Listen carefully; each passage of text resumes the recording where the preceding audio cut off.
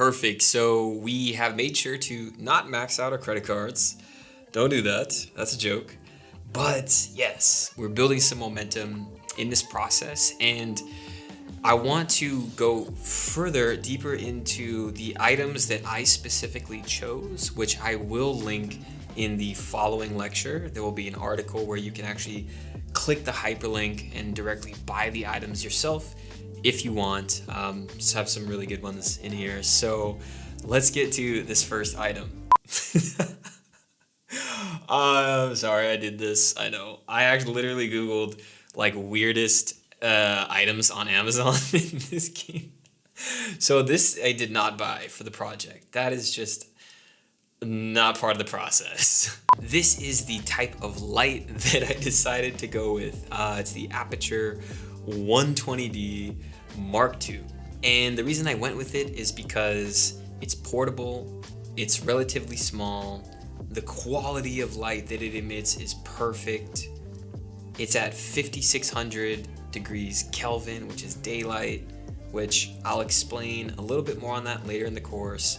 But this is really the perfect light that tons of video creators are using because it's also very quiet as well. And it comes with a wireless remote, so you can gradually change the intensity, and it's super solid construction, and it's just really easy to work with. So in the following lecture, I will also share, cheaper versions that you guys can go after, and that you can purchase. This video lesson is about the stuff that I purchased. So yes, I will be giving a light that you can really buy, that I trust and is really high quality, and will do the trick for you, but it's not $745. So don't worry as we're going through these purchases. Next, I went with the Light Dome 2, that is an attachment for this light that offers a really nice, soft, flattering, diffused light source. So this is the lighting I'm using right now. It's about 45 degrees from the camera. So right now, you're the camera. Boom, it's about right there. And it's just 3 feet away from me. So if I move away, you can see I start to get pretty dark.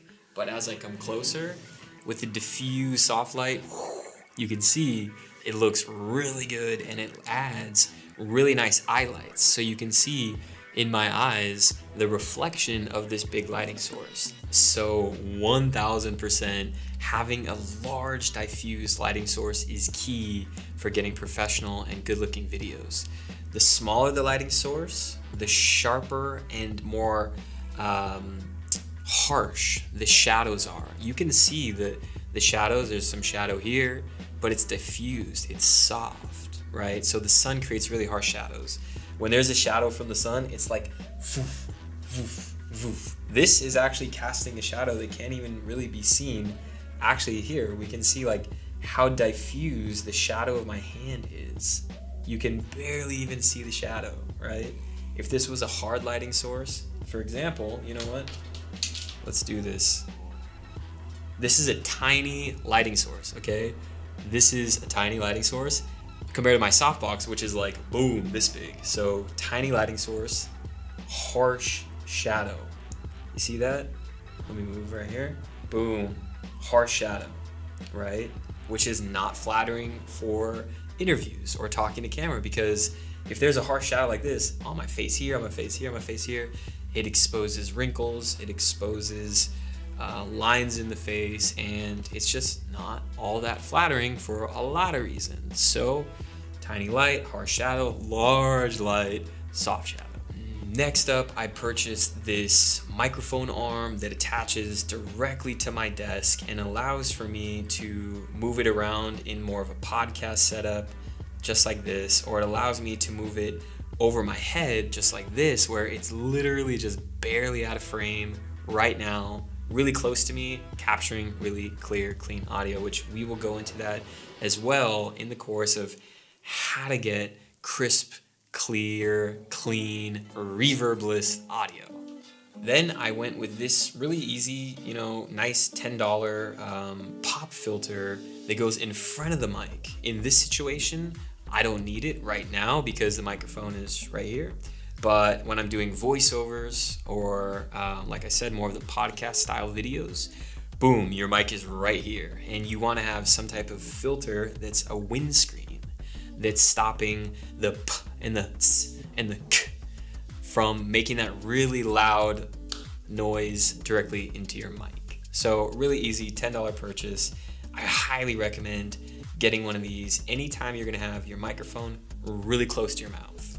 And as you'll see in the B-roll, I used actually one of these $15 iPhone Gorilla Pods that has a standard, I forget what size it is. It's either 1/4 inch or 1/8 inch thread size that pretty much all camera equipment uses for tripod heads, for the base of your camera where the thing can screw into, for the back of a zoom, which is the handheld recorder.